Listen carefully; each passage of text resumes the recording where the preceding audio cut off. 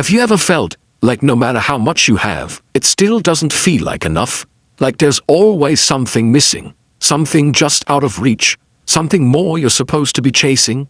More money, more success, more recognition, more everything. And yet, even after getting some of those things, the feeling doesn't go away. It just changes shape.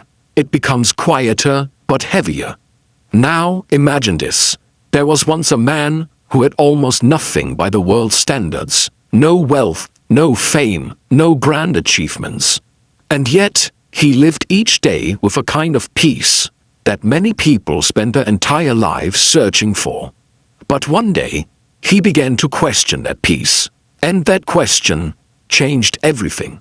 Far away from crowded cities, beyond highways filled with noise, there was a quiet village. The kind of place where mornings didn't begin with alarms, but with bird song. Where time didn't rush, it wandered. The houses were small, built with care rather than ambition.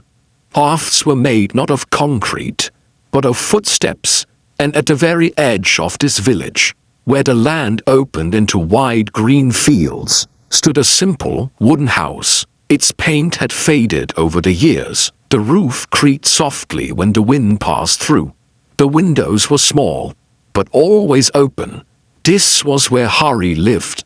Hari was an old man, not weak, but slow in the way that comes from living long enough to stop rushing. His hands were rough from years of work, his back slightly bent, not from burden, but from time. He lived alone. His wife had passed away many years ago, the kind of loss that never fully leaves, but quietly becomes part of you. His children, they had left for the city. They had dreams, bigger than the village could hold. Hari understood. He never asked them to stay. And so, his days became quiet, but not empty, never empty. Every morning, before the sun fully rose, Hari would wake up, not because he had to, but because he wanted to. There was something special about that moment, when the world was still soft, and the light had not yet claimed the sky. He would sit up slowly, pause for a moment, and take a deep breath, as if greeting the day like an old friend. Then he would step outside. The air would be cool, fresh, untouched. He would stand there for a while, doing nothing, just listening to the wind, to the trees, to life, moving gently around him. After that, he would prepare his tea, a simple cup. No hurry, no distraction. He didn't drink it while thinking about the next task. He drank it, just to drink it. Sip by sip, moment by moment. Behind his house was his garden, small, uneven, but alive. There were a few rows of vegetables, some herbs, and one mango tree. That tree was special. It didn't produce much. Each season, only a handful of mangoes would grow. Sometimes less, but Hari never complained. The first mango of the season, he would hold it gently in his hands, as if it was something rare. He would smile and say softly, "Enough is a beautiful thing." Sometimes he ate it, sometimes he didn't. He would give it away to a neighbor who looked tired, to a child passing by, or leave it quietly where someone in need would find it. No announcement, no expectation, just quiet giving. To anyone watching from the outside, Hari's life would seem small, predictable, limited. But inside, Hari felt something many people never experience. He felt enough. Not because he had everything, but because he didn't feel the need to have more. One afternoon, something unusual happened. A stranger arrived in the village. He didn't walk slowly like the others. He didn't pause to greet people. He moved quickly, as if time was chasing him. He wore clean, expensive clothes, shoes that had never touched dust like this before. His eyes scanned everything, not with appreciation, but with evaluation. When he saw Hari sitting outside his house, he stopped for a moment. He just looked.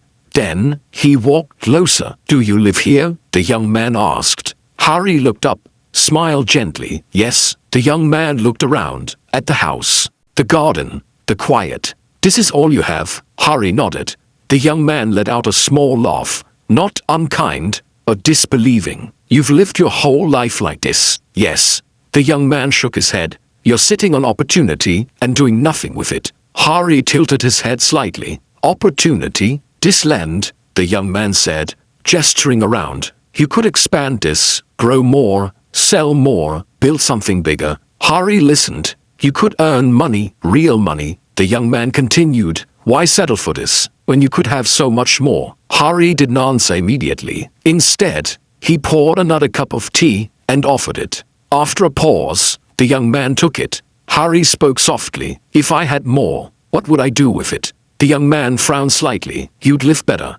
Better? Hari asked. Yes, more comfort, more security. I wake up in peace, he said. I eat when I'm hungry. I rest when I'm tired. He paused. What would I add to make that better? The young man didn't like to answer. Ambition, he said. Hari smiled, but said nothing. But that night, for the first time in years, Hari couldn't sleep easily. The young man's words, they lingered. What if I am missing something? What if this isn't enough? The thought was small, but powerful, and once it entered his mind, it didn't leave. The next morning, something was different. Hari still woke up early, but he didn't sit still. He went straight to the garden. He looked at it, not with gratitude, but with calculation. This could be bigger. He started working harder than before. He expanded the land, planted more seeds, bought more tools. Days became busier, weeks became faster. The garden grew, and so did his earnings. People noticed. They praised him. You're doing well now, they said. Hari nodded, but inside, something felt unfamiliar. The birds stopped coming. There were no seeds left for them. The tea became rushed, just another task.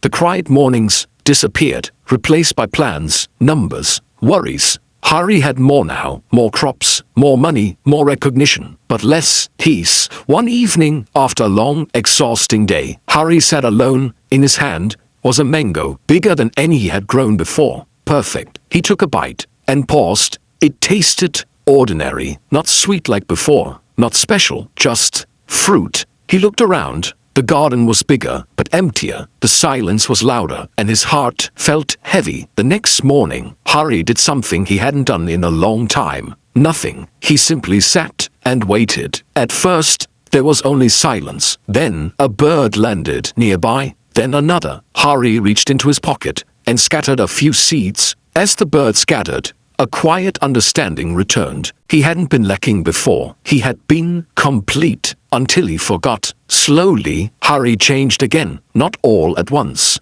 but gently. He reduced what he had expended. He kept what he needed and let go of the rest. The garden became smaller, but his days became fuller. The tea returned. The birds returned. The peace returned. One day, the young man came back. He saw Hari sitting, just as before, calm, still, at ease. You didn't grow, he said. Hari smiled. I did. He looked at the young man with kindness. I learned that more is not always better. He paused. Sometimes more is just more. And then he added softly, happiness doesn't come from having everything. It comes from realizing that what you have is already enough. In a world that teaches you to chase, pause. Look at your life, not what's missing, but what's already there. Because the moment you learn to say, this is enough, is the moment you stop searching and finally start living.